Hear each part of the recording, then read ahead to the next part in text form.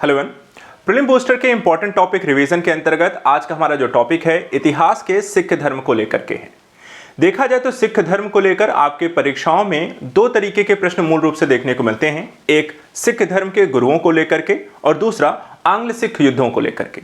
आज हम इन्हीं दोनों टॉपिक को यहाँ पर पूरा पढ़ेंगे और साथ ही साथ इस टॉपिक से रिलेटेड एक प्रैक्टिस सेट देखेंगे, कुछ क्वेश्चन को यहाँ पर किस तरीके के प्रश्न भी आपको आते हैं। तो चलिए स्टार्ट करते हैं आज का अपना टॉपिक। यहाँ पर सिख धर्म के इतिहास की क्या कहानी है।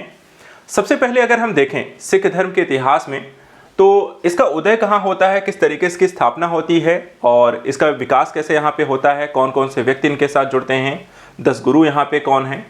तो सबसे पहली बात 15वीं शताब्दी में सिख धर्म की जो स्थापना होती है, कब होती है, 15वीं शताब्दी में। कहाँ होती है, भारत के उत्तर पश्चिम पंजाब प्रांत में श्री गुरु नानक देव जी के यहाँ के द्वारा एक तरीके से यहाँ पर देखा जाए तो सिख धर्म की एक स्थापना होती है।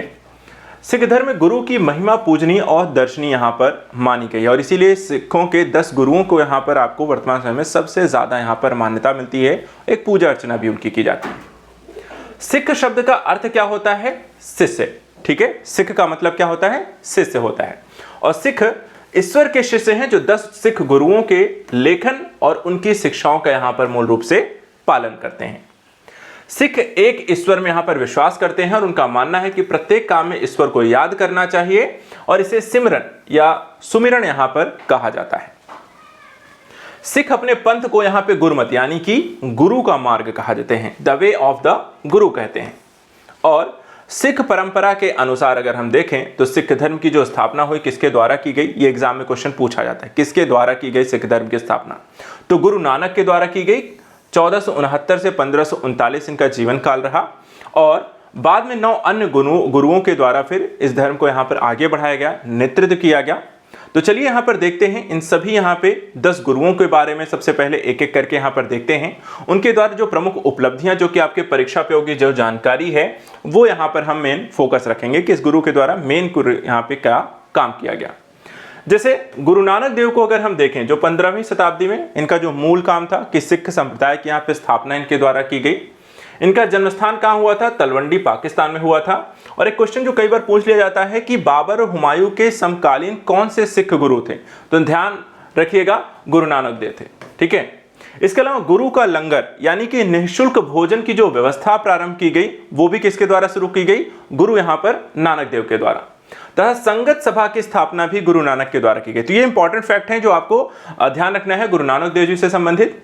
उसके बाद आता है गुरु अंगद देव, इनका 1539 से 1552 का समय काल रहता है और ये क्वेश्चन पूछा जाता है कि गुरुमुखी लिपि के यहाँ पे जनक कौन रहे, तो यहाँ पर आप देख सकते हैं गुरु अंगद थे।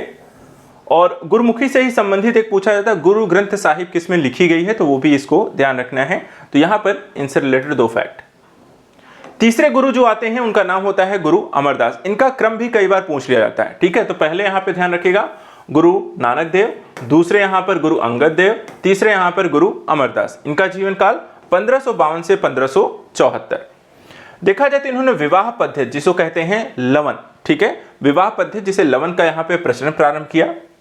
मुगल शासक अकबर के द्वारा इनकी बेटी बीबी भानी को कई गांव का यहाँ पे दान स्वरूप दिया गया था। तो एक तरीके से आप इनको ध्यान रखिएगा, अकबर के यहां पर आपको देखा जाए तो समकालीन आपको गुरु अमरदास यहां पर हैं।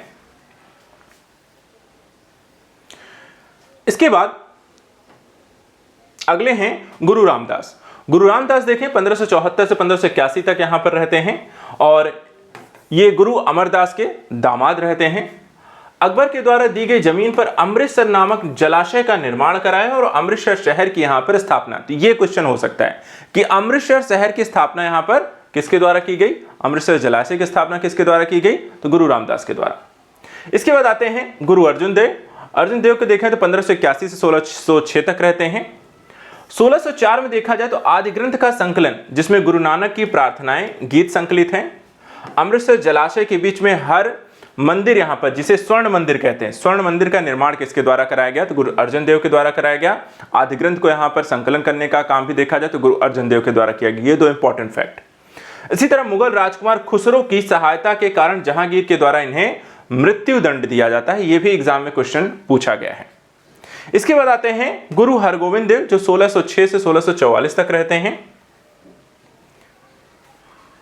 अब यहां पर देखिए इनसे संबंधित क्या फैक्ट है कि अकाल तख्त क्या है? अकाल तख्त का मतलब है ईश्वर का सिंहासन। इसकी स्थापना यहां पर इनके द्वारा की गई।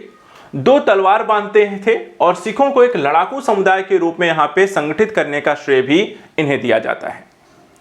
इसके बाद आते हैं गुरु हरिराय, जो कि यहां पर इनके 7वें गुरु होते हैं, 1644 से 1661 तक रहते हैं। इसके बाद गुरु हरिकृष्ण आते हैं, 1661 से 1664 तक रहते हैं। और इनके बारे में ध्यान रखिएगा कि इनकी जो मृत्यु हो जाती है वो चेचक से हो जाती है। किसकी? गुरु हरिकृष्ण की। फिर उसके बाद आते हैं गुरु तेग बहादुर, जो 1664 से 1675 तक रहते हैं। और इस्लाम स्वीकार न करने के कारण यहां पर देखा जाए तो औरंगजेब ने यहां पर शीशगंज गुरुद्वारे के निकट इन्हें मरवा दिया था। तो ये एग्जाम में पूछा जाता है कि औरंगजेब के द्वारा किस सिख गुरु को यहां पर मृत्युदंड या मरवाया गया, तो उनका नाम था गुरु तेग बहादुर। इसके बाद आते हैं गुरु हरगोविंद सिंह, जो 1675 से 1708 तक यहां पर रहते हैं। और इस दौरान यहां पर देखा जाए तो इनसे संबंधित काफी सारे फैक्ट हैं जो कि क्वेश्चन में बनते हैं। और अंतिम में गुरु थे। तो पहली जो फैक्ट ध्यान रखना है, सिखों के 10वें और अंतिम गुरु का नाम यहां पर गुरु गोविंद सिंह है। इनकी जन्म स्थान कहां हुई थी? पटना में, 1666 ईस्वी में। स्वयं को सच्चा पातशाह यहां पर कहते थे और पाहुल प्रणाली की शुरुआत भी इनके द्वारा की गई है। साथ ही खालसा पंथ की स्थापना, यह भी एग्जाम में पूछा गया क्वेश्चन, खालसा पंथ की स्थापना किसके द्वारा की गई है? तो यहां पर आप देख सकते हैं गुरु गोविंद सिंह के द्वारा। सिखों के लिए 5 काकर यानी केश, कंघा, कृपाण, कच्छा, कड़ा, यानी कि 5 चीजों के यहां पर इनके द्वारा अनिवार्य किया गया। इसके साथ सिखों को एक राजनीतिक और फौजी ताकत के रूप में इनके द्वारा उभारा गया। कृष्णावतार तथा जफरनामा की यहां पर इनके द्वारा रचना भी की गई। साथ ही विचित्र नाटक इनकी आत्मकथा का नाम है। ठीक है, विचित्र नाटक इसकी है, यहां पे गुरु गोविंद सिंह की है। 1708 में नांदेड़ यानी महाराष्ट्र में गुलखा नामक पठान के द्वारा यहां पर इनकी हत्या कर दी गई। और गुरुपद की समाप्ति और आदि ग्रंथ यानी गुरु ग्रंथ साहिब को भी यहां पर को ही आगे चल करके गुरु घोषित कर दिया गया। इसके बाद यहां पे कोई गुरु नहीं बना। तो इस तरीके से सिखों का यहाँ पे जो 10 गुरुओं की जो कहानी है उनसे संबंधित जो फैक्ट है वो हमने देखा। अब बाकी यहाँ पर प्रवेश करते हैं सिखों के इतिहास के संदर्भित यहाँ पे आंग्ल सिख युद्धों की कहानी कैसे शुरू होती है उसको लेकर के। तो यहाँ पे देखें, गुरु गोविंद सिंह की मृत्यु के पश्चात गुरु की परंपरा यहाँ पे समाप्त होती है और इसके पश्चात देखा जाए तो बंदा बहादुर सिखों का यहाँ पर नेतृत्व संभालते हैं।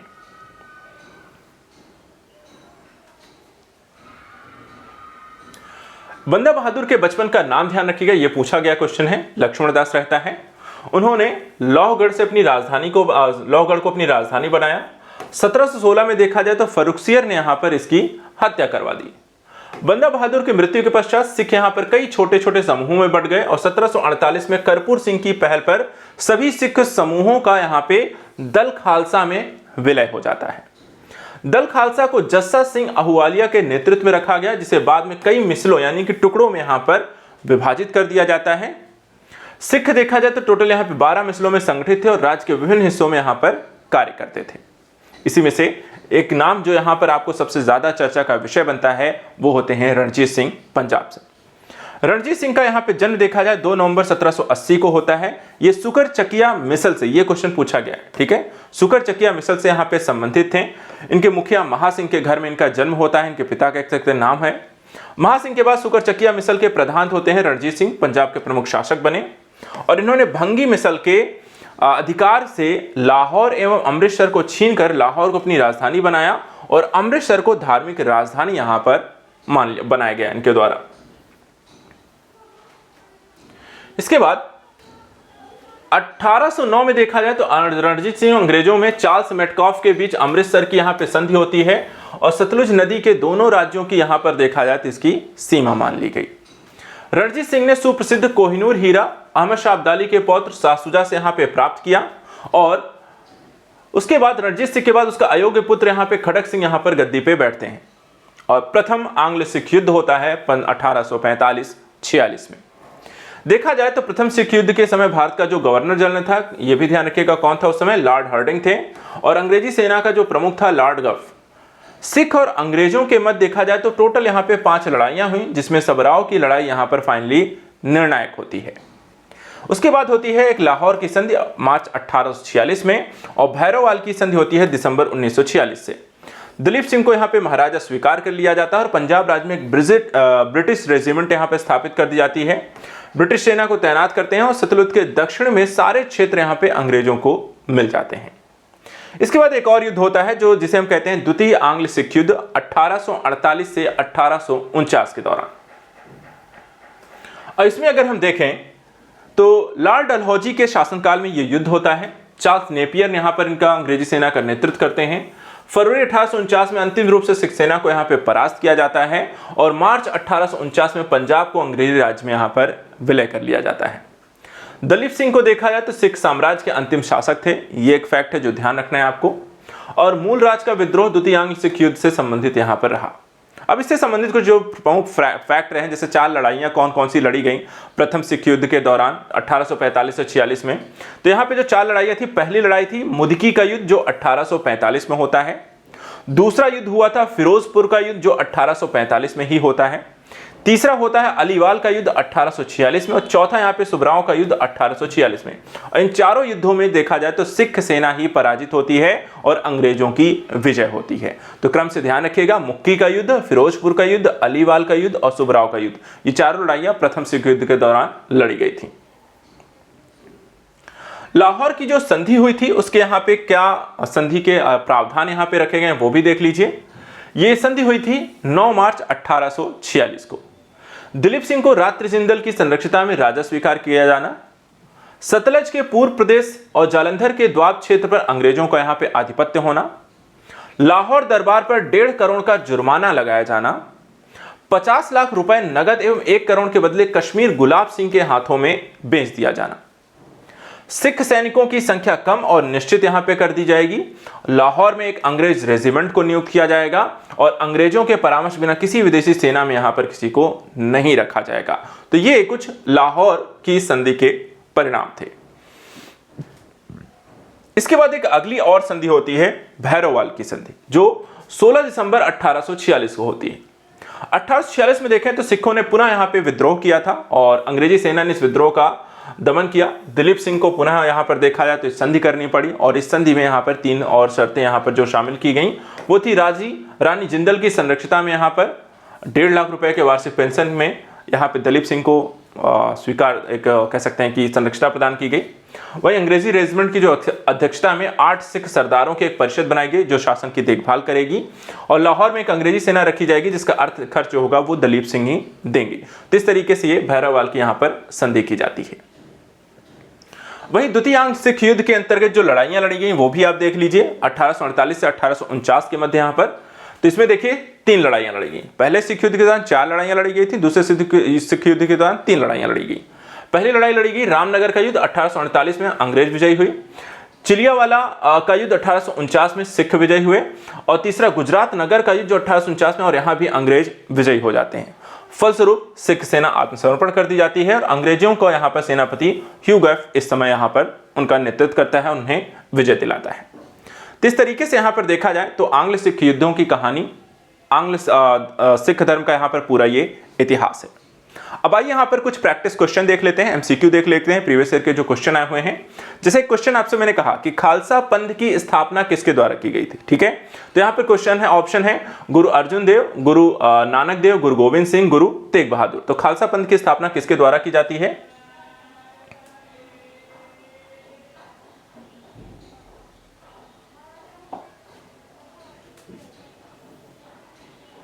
ठीक है, तो यहां पर इसका आंसर दीजिए। पहले का यहां पे आंसर क्या होगा, जल्दी से बताएं। आंसर इसका देखिए, सबसे अंतिम जो गुरु थे, 10वें गुरु कौन थे? आपके गुरु गोविंद सिंह। तो आंसर हो जाएगा आपका सी। इसी तरीके स्वर्ण मंदिर कहां स्थित है, सबको पता है। वर्तमान समय में ऑप्शन में देखें, अहमदाबाद है, अमृतसर है, जयपुर है, पटियाला है। तो हम सबको पता है अमृतसर में आपका कौन सा है, स्वर्ण मंदिर की स्थापना है, जो कि पंजाब में पड़ता है। तीसरा देखें तो गुरु ग्रंथ साहिब किस लिपि में लिखी गई है? तो हमने देखा था ब्राह्मणी, गुरुमुखी, पाली, देवनागरी। तो गुरुमुखी लिपि यहां पर देखा जाए जो लिखी गई है आपकी गुरु ग्रंथ साहिब, तो आंसर हो जाएगा यहां पर आपका बी।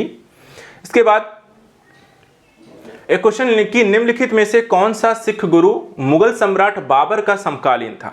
ठीक है, गुरु नानक देव, गुरु अर्जुन देव, गुरु अमरदास, गुरु साहिब और गुरु रामदास। तो बाबर का समकालीन यहाँ पे जो पहले सिख गुरु थे वो थे, और पहले सिख गुरु कौन थे? गुरु नानक देव। तो इसका आंसर ये हो जाएगा। इसी तरह सिख राज का अंतिम शासक कौन था? शेर सिंह, खड़क सिंह, नवनिहाल सिंह या दिलीप सिंह? तो हमने देखा कि द्वितीय आंग्ल सिख युद्ध के पश्चात यहां पर देखा जाए तो जो शासक बने रहते हैं और अंतिम सिख शासक बचते हैं वो हैं दिलीप सिंह, जिसे आंसर हो जाएगा आपका डी। प्रथम आंग्ल सिख युद्ध कब लड़े गए? 1845-46, 1844-45, 1846-47, 1843-44। तो देखा जाए पहला आंग्ल सिख युद्ध की जो कहानी है वो शुरू होती है 1845-46 में। आंसर क्या हो जाएगा आपका? ए हो जाएगा। और इसी तरीके से द्वितीय आंग्ल सिख युद्ध कब हुआ? 1848-49, 47-48, 49-50 या 50-51। तो दूसरा युद्ध यहां पर देखा जाए तो आपको 2 साल पश्चात ही शुरू हो जाता है और वो होता है 1848-49 में। तो इस तरीके से सिख धर्म को लेकर जो इतिहास है, उनका जो कहानी है, जो इस तरीके घटनाक्रम है, जो एग्जाम में आपसे पूछा जाता है वो कुछ यही है। तो बस इतना ही यहां पर आपको सिख धर्म को अगर आप लेकर पढ़ लें तो यहां पर आपको सिख धर्म को लेकर कोई क्वेश्चन आपका गलत नहीं होगा। तो आज के लिए इतना ही। नेक्स्ट ऐसे ही रिवीजन टॉपिक्स में हम लेकर आते रहेंगे। इतिहास, ज्योग्राफी, पॉलिटी, हिंदी, जो भी यहाँ पर आपके टॉपिक हैं जो कि एग्जाम में क्वेश्चन जिनसे पूछे जा रहे हैं, उन्हीं को लेकर के हम इंपॉर्टेंट फैक्ट को पढ़ते रहेंगे। Thank you so much and good luck.